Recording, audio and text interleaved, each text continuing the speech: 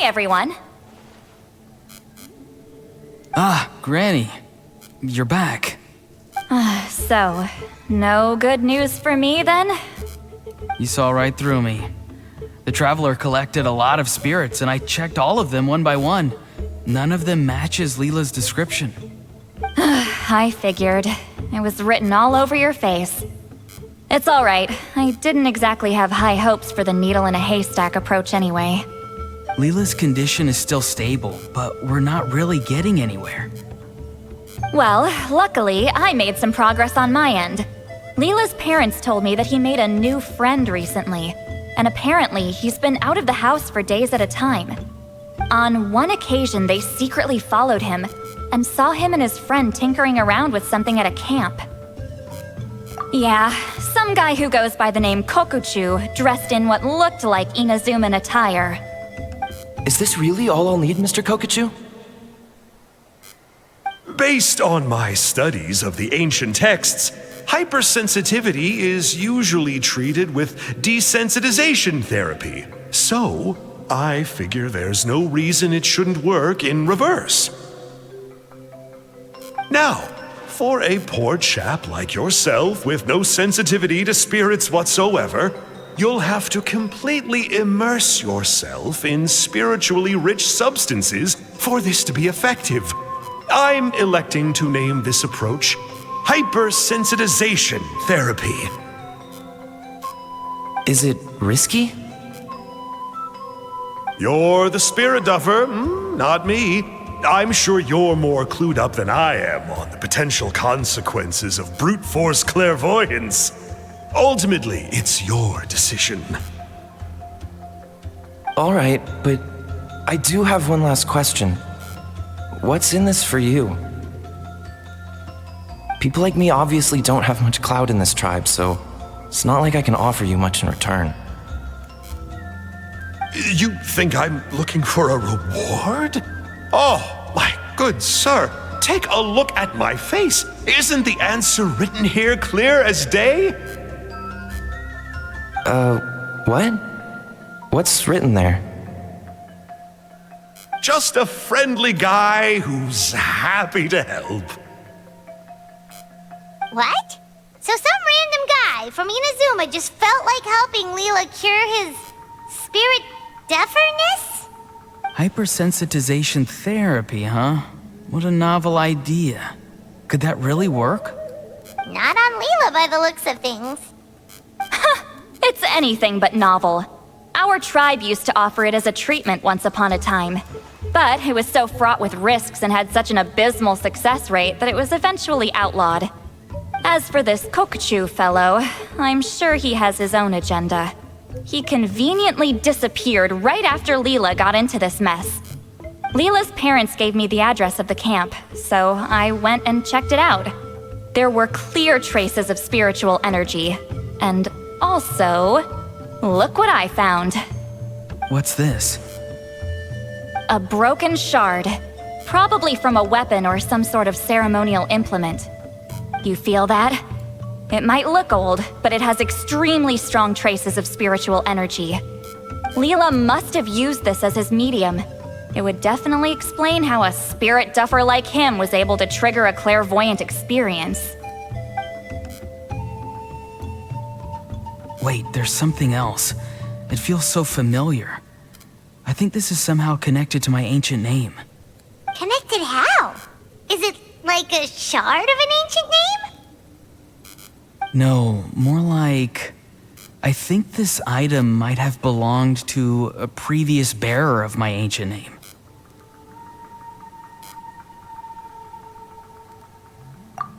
Okay, that's it. Granny's getting itchy clairvoyance fingers. I'm going to try using this shard as a medium. Cool, same as last time? The Traveler can use the Spirit Loom to record what you find on a woven scroll. Nope. Auroron can do the recording this time. Why? It's a safety measure. You have a better understanding of the spirit domain than the Traveler. If this really is a Sanhaj relic, you'll be better placed to deal with the fallout in the event that something goes wrong. See, Paimon? Told you Granny has a soft spot for the Traveler. Look at her not wanting to put her in danger. Meanwhile, I'm just a grandkid, so I'm expendable.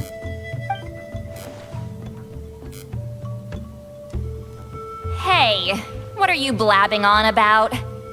Sorry, Granny. I'm ready now. Then let us begin.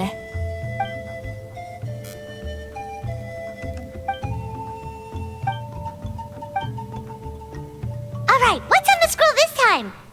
Hey, don't you think one of the You're right! I saw a bow Yes, it's the weapon Sanhaj used in the Battle of the Mare Javari. I guess that proves it. This shard is a bona fide Sanhaj relic. Good old Sanhaj. The relic's spiritual energy was fluctuating very strongly, but I wasn't in any danger at all. The Traveler probably would have been fine as well. Now that's a true hero, huh? Generations later and the stuff he used to own is helping to treat spirit duffers. I still think there's more to this story, though. Kokochu must have had his own motives beyond just treating Leela's condition. Well, okay, we saw the full bow just now, right? Maybe he wanted to see it too, so he could track down the other pieces. I don't know if he'd have anything to gain by doing that. Even if they're Sanhaj relics, I still doubt he'd have much use for a broken bow. Also, why use a spirit duffer in that case? You're basically setting yourself up for failure. Huh? Leela's body is responding! Let me take a look. I can sense a spirit being drawn to the relic. Looks like Granny's plan is working. Leela's spirit is being drawn to the bait. In that case, let me try again. This time using both Leela's body and the shard as mediums. You can do it, Granny. I'm ready to go too. You got the itch too, huh? Plus, Auroron went last time. It's only fair to take it in turns. Fine by me. We know it's safe now, so you shouldn't have any problems.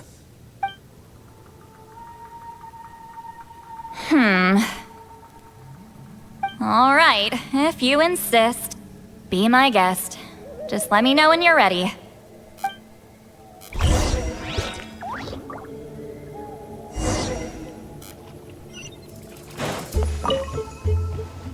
You ready? All right.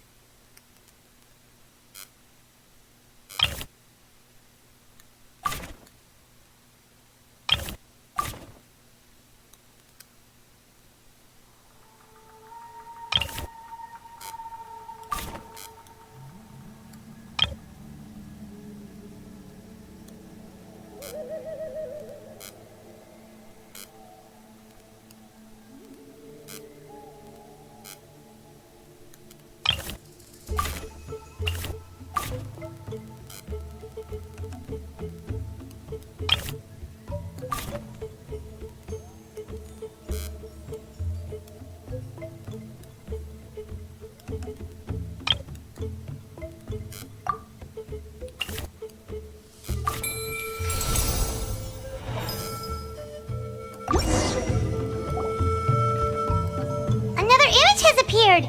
This one is a map. A map? Of where? Could it be the Mare Javari? The Mare Javari? The Mare Javari was reduced to a desolate wasteland after that big battle. Or rather, it became known as the Mare Javari after what happened there. The ashes of the monsters and warriors who fought there covered the entire battlefield. Sometimes, bone-chilling cries would be heard from the depths. Other times, the whole region would become engulfed in towering flames, drowning out the cries.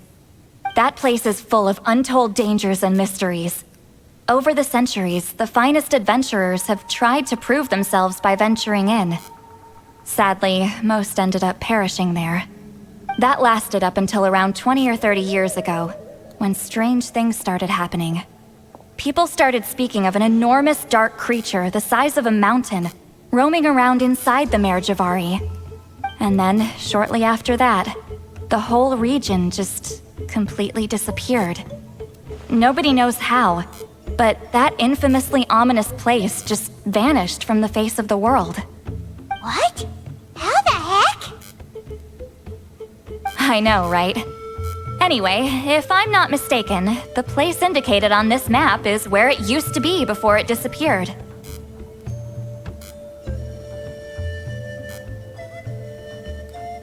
At the westernmost part of Natlan. It's a very remote location, far away from any of the tribes. There never used to be a settlement there, but there's more people since the Mare Javari disappeared. Anyway, that's just what I've heard. I've never been there myself. This is what age does to you. The older you get, the less adventurous you become. That's just an excuse. Granny's too lazy to take a trip that far away. Hold on a second. There's a spirit approaching the shard and the woven scroll. Oh, Leela's body is responding again! Quite a strong reaction this time. Does this mean what he was really seeking was the Mare Javari's location? I sense it too. There's a soul nearby. Almost a complete one. This is creeping Paimon out! Seems like the plan is working. So, can we just wake him up now? Not today. You might think bringing a spirit back into its body is like pouring water from one bottle into another, but it's far more complicated than that. I need to borrow a ceremonial sword and make some other preparations. It'll take me about 2 days. But don't worry, now that his spirit's returned, there's just one step left. Let's meet up again in 2 days.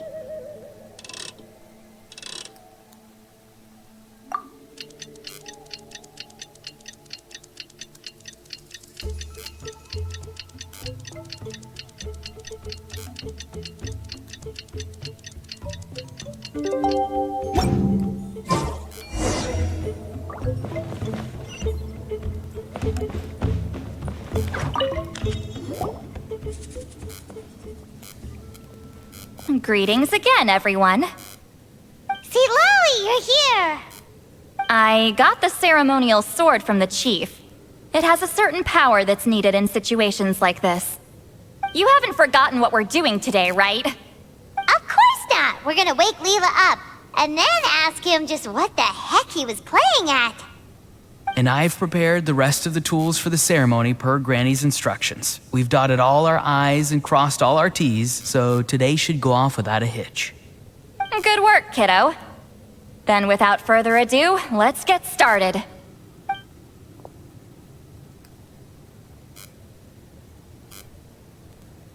I give offerings from the mystic smoke, the gift of stars on a moonless night, a wreath of dreams in the swirling wind.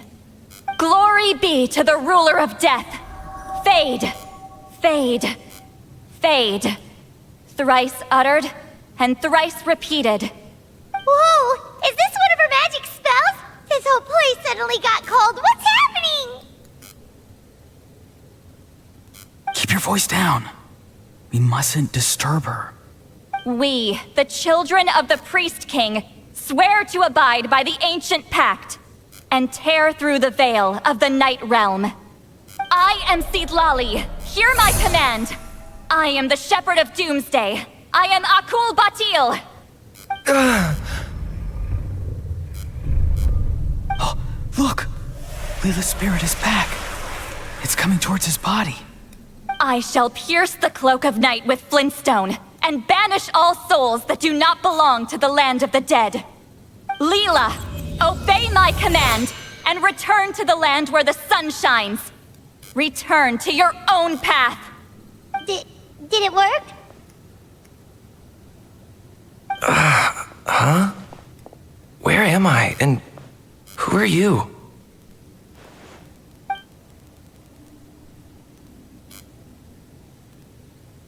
Whoa! Granny Eatsley! High Priestess Seedlali! Please have mercy! Oh, guilty conscience, huh? So, you know full well what you've done.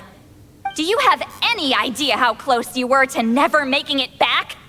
Or maybe you thought life would be more fun as an inanimate object.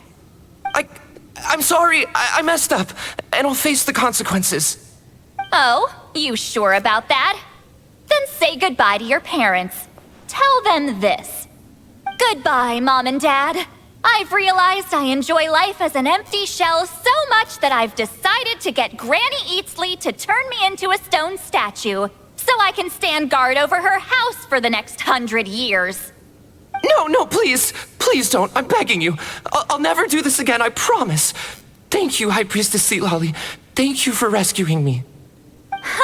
Don't thank me. Thank my grandson. If he hadn't sensed something was amiss, I wouldn't have bothered getting involved. You're more than welcome, Leela. And don't mind Granny. She's all bark and no bite. We're just glad that you're okay. Besides, someone tricked you into doing this, didn't they? That Kukju guy. He's the real culprit here. No, Mr. Kokachu had nothing to do with it. It was all my doing. Huh? Well, he suggested the method of using a powerful spirit relic as a medium, but it was my decision to go through with it. I wasn't coerced or anything. I'm sorry. I'm the one to blame. The brainwashing is strong with this one. So did Kokachu provide the relic? He did. He said it was a treasure related to the Mare Javari. Right, so that proves it. He was using you. He coaxed you into doing the clairvoyance for him. But I'm a spirit duffer who can't cast a single spell. What use would I be to him? Guys like me couldn't sense a spirit even if we spent the rest of our lives sitting and meditating. But Mr. Kokachu said that if I brute force the spell and immerse myself in a spiritually rich substance, I might be able to catch a glimpse of one. It seems like my only option. Still, brute forcing a spell when you're a spirit duffer is like forcing yourself to run a marathon without any legs.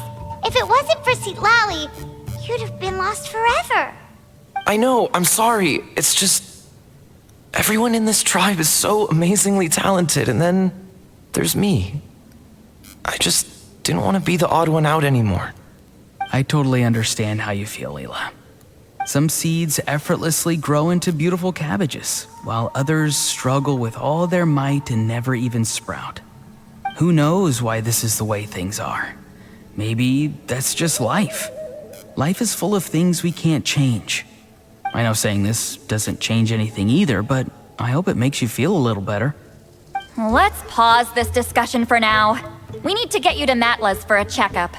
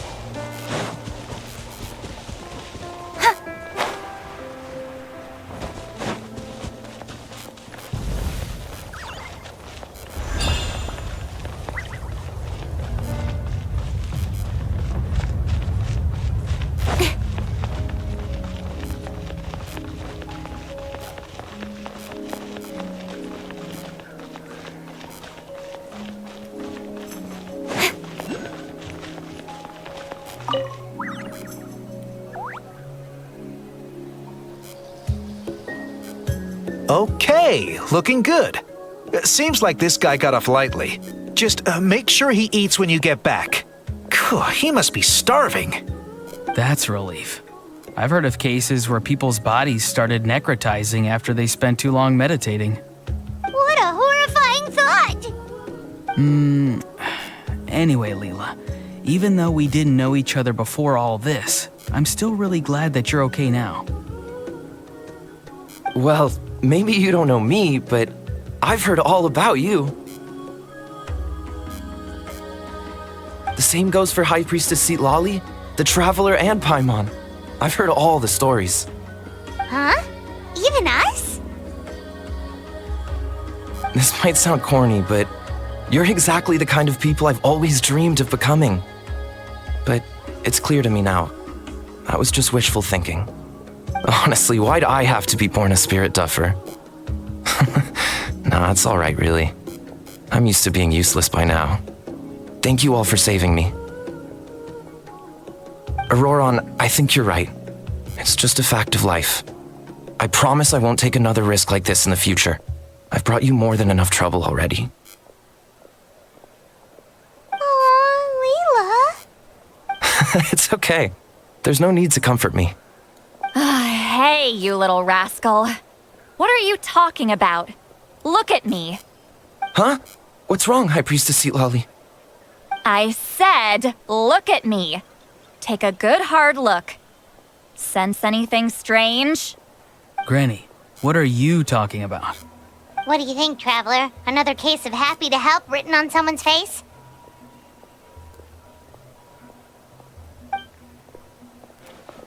Hold on. I think... either my mind's playing tricks on me, or her entire body is an illusion. No, it must just be my imagination. I wouldn't be able to see through something like that. Wait, I know this trick. It's the same one I used a while back. Granny snuck away from right under our noses. You see? You can perceive some spiritual abnormalities now. Congratulations. Really? But where are you going, Granny? Where do you think? I'm going fishing, you dummy. Someone triggered the trap I set in the cave. Looks like our friend Kokochu took the bait. What? Sorry, can't talk now. You'll find me in the cave.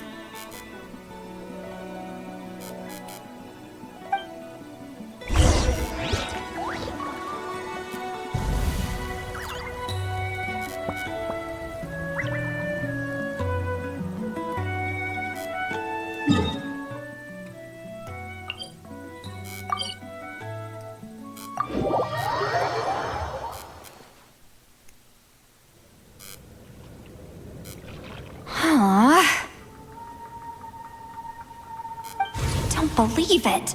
He got away. Oh, this is terrible. Why'd I have to go and act so cocky about it? I'm gonna look like such a fool. This Kokochu must be a real escape artist or something. But I can't tell them that. I'll have to think of something else. St. Lolly, did you get him?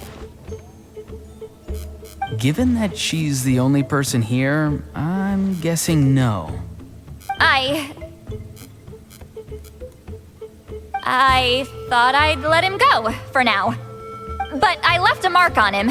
So if he comes around here again, I'll be able to track his every move. Oh, so Granny had only pretended to leave the cave, when in fact she'd set up a whole trap for him and was lying in wait. Ah, so just like how you caught Auroron! But how did you know Kokochu would come here? Because I planted the bait here. The Mare Javari map and the bow shard. Left them both on the table. I had a feeling those were what he was truly after. And sure enough, my trap was triggered just moments after we left. So you really did set up traps here after all, huh? Of course. It's just that they'd never do anything to either of you. See? What did I tell you? So, Mr. Kokochu, you used me after all. This whole time, all you wanted was to find the location of the Mare Javari. That's right. I've been wondering about the shard he left ever since I came across it. Why did he leave it there? The moment I confirmed the Mare Javari's location, that's when I realized it was bait. He was counting on Leela's spirit getting lost and the tribe coming to his rescue. Then, by helping Leela, we'd be helping him.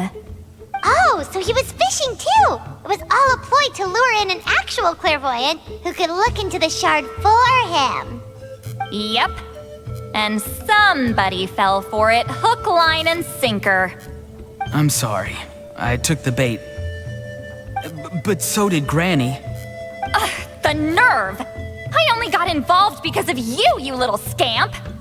Either way, Kokchu played us like a fiddle. Huh. He managed to accomplish his goals without taking any of the risk himself. Pretty sneaky. You could say that again. Imagine if he tried to approach St. Lolly directly. She'd have seen through it right away. Although, actually, St. Lolly, why did you let him go? Because I couldn't risk using my full abilities here. He was a pretty slippery character, and if I'd kept him here by force, there could have been unintended consequences. Was it my fault for picking a bad place? I'm sorry.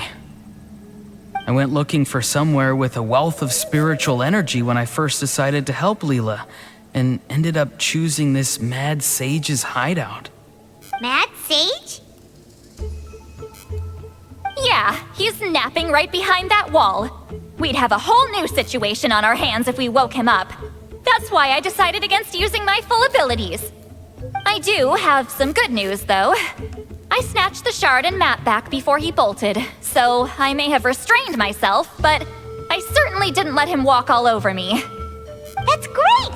So he left empty-handed! Yes, sort of. The bad news is he did get a look at the map before he left. Not that the Mare Javari's last known location is a huge secret, but still. Yeah, that's kind of worrying. What if he's got some sort of diabolical plan? Don't worry. I'll keep tracking him. Also, Leela, if it's all the same to you, I'd like to give the shard and map to the Traveler as a gift. They might prove useful at some point in her journey. Absolutely. That's completely fine. The Traveler deserves it. None of us are interested in them. And if there's any chance of them leading you to the Mare Javari, I'm sure an adventurer like you wouldn't want to pass on that opportunity. Granny Eatsley has a sense for these things. So, Granny Eatsley? Do you think I'm still a spirit duffer? What kind of a dumb question is that? You saw through my illusion, didn't you? I mean, that's partly because I deliberately made it imperfect, but even then, a spirit duffer wouldn't be able to see through that. Auroron, give this guy some lessons when you've got the time. Leela, put in the work, and we'll see how far you get. Amazing. Life is so full of surprises. As long as you keep moving forward, you might just run into some fertilizer in the middle of the road. I'm so happy for you, Leela. Let's both give this our best shot, and who knows? We might both be beautiful cabbages one day.